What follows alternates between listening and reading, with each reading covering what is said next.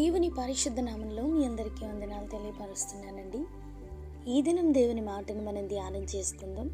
పరిశుద్ధ గ్రంథంలో నుండి కీర్తనలు 95వ సంకీర్తన 5వ వచనం. ఆయన హస్తములు భూమిని నిర్మించెను. హల్లెలూయా. ఆదియందు దేవుడు భూమి ఆకాశములను సృజించెను.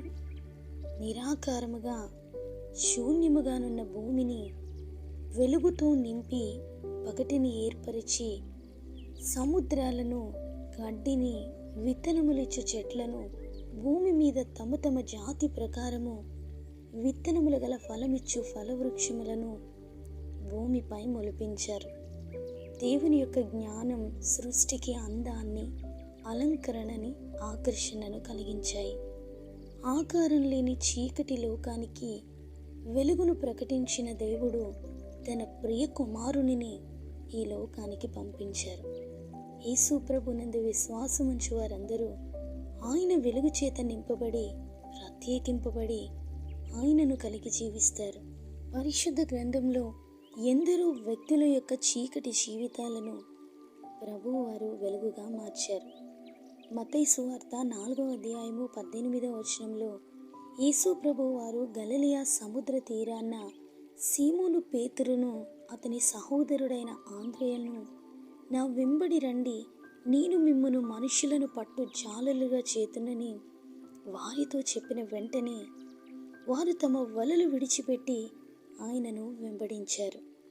ఆయన అక్కడ నుండి వెళ్ళి జెబెదయి కుమారులైన యాకోబును అతని ఇద్దరి సహోదరులను పిలువగా, వెంటనే వారు తమ తండ్రి దోణెలను, తమ తండ్రిని విడిచిపెట్టి యేసు ప్రభు వారిని వెంబడించారు.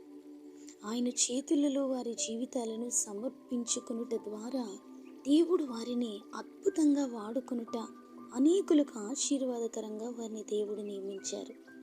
ఈ మాటలు వింటున్న మనలో ఏ స్థితిలో ఉన్నా ఆ స్థితికి చాలిన దేవుడు.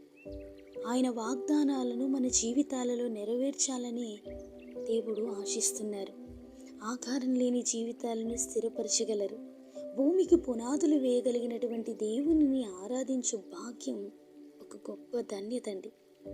కట్ల మధ్య బంధింపబడి ఉన్నవారు, చివరి శ్వాసకు దగ్గరగా ఉన్నవారు, ఎన్నో అవమానాల మధ్య జీవిస్తున్నటువంటి జీవితాన్ని ఆయన బాగు చేయగలరు.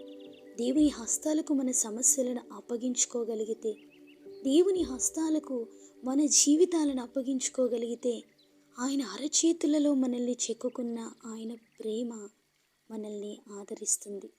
యేసు ప్రభు వారు ఈ లోకంలో సంచరిస్తున్న దినాలలో ఎందరో రోగులను ఆయన స్వస్థపరిచారు. ఎందరో కుదరని వ్యాధులను ఆయన స్వస్థపరిచి వారిని సాక్షులుగా వాడుకున్నారు.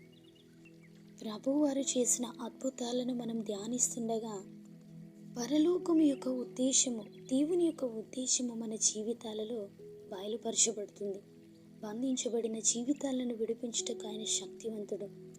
కృంగిన వారిని లేవనెత్తుటకు, మరణపు అంచులలోనికి వెళ్ళిపోతున్న వారిని మరణము నుండి తప్పించుటకు ఆయనకు అధికారం కలదు. ఈరోజు ఈ మాటలు వింటున్న మనలో ఏ స్థితిలోనున్నా ఆ స్థితిలో దేవునిని అంగీకరించే మనసు మనకుంటే, నిజంగా ఆ పరిస్థితుల నుంచి విడిపించబడి జీవించాలి అనే కోరిక మనం కలిగి ఉంటే, మనం ఆశ్రయించవలసినటువంటి ఆశ్రయ దుర్గము యేసు ప్రభువారు. విశ్వాసంతో ప్రతి సమస్యను ఆయనకు అప్పగించగలిగితే నమ్మకమైన దేవుడు విడిపించి మనల్ని నడిపించగలరు. ఆ దేవుని సన్నిధి మనందరికీ తోడైంది మనల్ని బలపరుచునుగాక. పరిశుద్ధుడైన దేవా, మా ప్రియ పరలోకపు తండ్రి, మీ ఘనమైన నామానికి వందనాలు. మరి ఒక దినములోనికి మీరు మమ్మల్ని ప్రవేశపెట్టారు. దినమంతే నీ సన్నిధి సహవాసము, కృపాక్షేమాలను మాకు దయచేయండి. ప్రతి కీడుల నుండి మమ్మల్ని తొలగించండి. ఏ నిరాధారమైన జీవితాలు కన్నీటితో కృంగిపోతున్నాయో, బాధించబడుతున్నాయో అటువంటి కుటుంబాలను, జీవితాలను మీరు దర్శించండి. వారిని విడిపించండి.